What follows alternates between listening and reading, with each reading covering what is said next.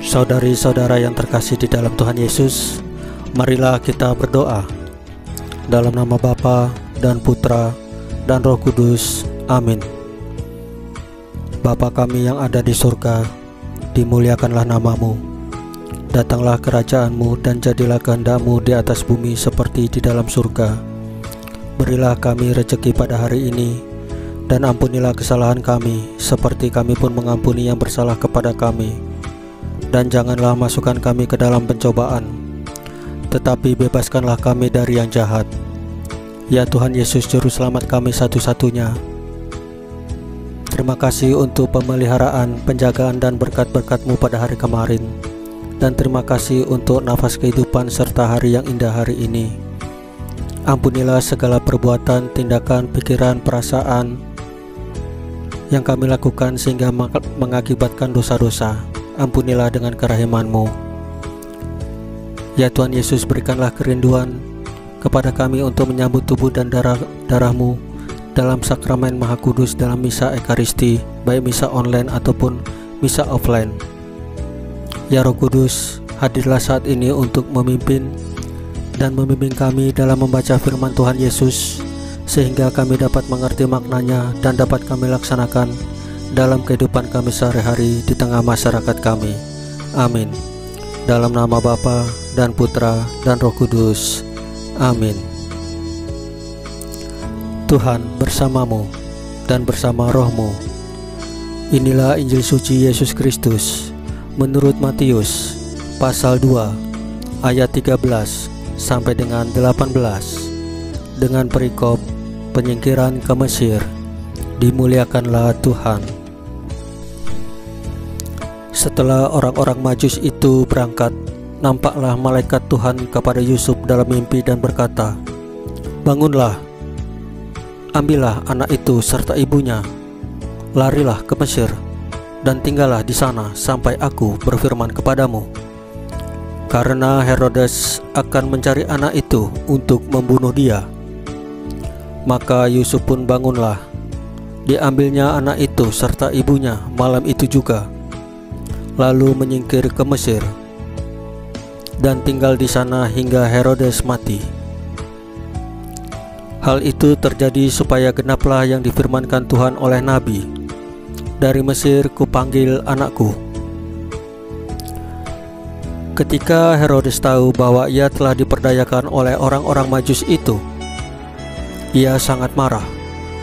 Lalu ia menyuruh membunuh semua anak di Bethlehem dan sekitarnya, yaitu anak-anak yang berumur 2 tahun ke bawah, sesuai dengan waktu yang dapat diketahuinya dari orang-orang Majus itu. Dengan demikian genaplah firman yang disampaikan oleh Nabi Yeremia. Terdengarlah suara di Rama, tangis dan ratap yang amat sedih. Rahel menangisi anak-anaknya, dan ia tidak mau dihibur, sebab mereka tidak ada lagi. Demikianlah sabda Tuhan. Terpujilah Kristus. Saudari-saudara yang terkasih di dalam Tuhan Yesus, Herodes membunuh anak-anak karena khawatir kehilangan kekuasaannya. Berita tentang lahirnya raja dari segala raja sudah membuat hatinya was-was, dan ketika itu dia ingin menghabisi semua orang yang bisa mengambil kekuasaannya.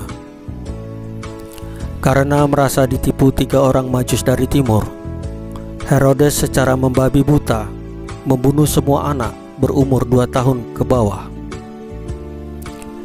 Kematian anak-anak itu memuaskan, menenteramkan hati Herodes dan menghentikan keberingasan Herodes. Anak-anak yang tidak berdosa itu harus mati demi melapangkan jalan kekuasaan Herodes, karena Herodes merasa terintimidasi oleh kehadiran sang kebenaran, yakni Yesus Kristus. Dalam arti itulah mereka disebut sebagai martir-martir suci. Saudari-saudara yang terkasih di dalam Tuhan Yesus, peristiwa ini menunjukkan bahwa betapa nafsu manusia untuk berkuasa amat kuat, sehingga harus mengorbankan orang-orang yang tidak berdosa. Namun, Allah tidak pernah menutup mata kuasanya lebih besar. Di dalam diri Yesus, kita menemukan Allah yang berkuasa atas maut badani dan atas nafsu kuasa manusia.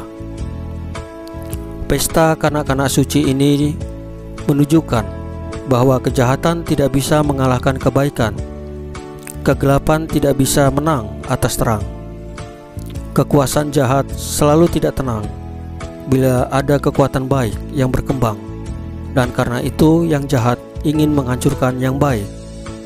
Saudari-saudara yang terkasih di dalam Tuhan Yesus, marilah kita berdoa sebelum menutup bacaan firman dan renungan hari ini.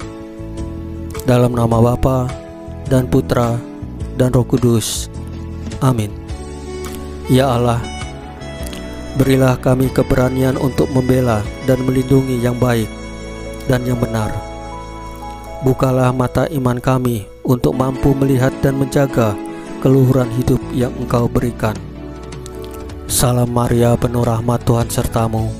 Terpujilah Engkau di antara wanita dan terpujilah buah tubuhmu Yesus. Santa Maria Bunda Allah, doakanlah kami yang berdosa ini, sekarang dan waktu kami mati. Amin. Dalam nama Bapa dan Putra dan Roh Kudus. Amin. Saudari-saudara yang terkasih di dalam Tuhan Yesus, bacaan firman dan renungan hari ini sudah selesai. Tuhan Yesus memberkati kita semua. Amin.